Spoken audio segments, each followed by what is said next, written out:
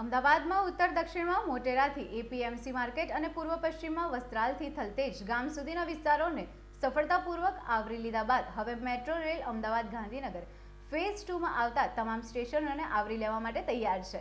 Phase 2માં Gandhinagar sector 1 સુધી દોડતી metro rail આગામી થોડાક જ દિવસોમાં સચિવાલય સુધી દોડતી જોવા મળશે।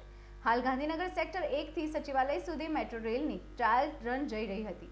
મેટ્રો ફેઝ 2માં ગાંધીનગર સેક્ટર 1 સુધી દોડતી મેટ્રો રેલ હવે સચિવાલય સુધી દોડાવવા માટે તૈયાર છે। આગામી થોડાક દિવસોમાં મેટ્રો રેલ ફેઝ 2 સચિવાલય સુધી દોડતી જોવા મળશે। હાલમાં ગાંધીનગરના સેક્ટર 1 સુધી દોડતી મેટ્રો રેલ સચિવાલય સુધી નિયમિતપણે દોડાવવા માટે ટ્રાયલ લેવાઈ રહી છે।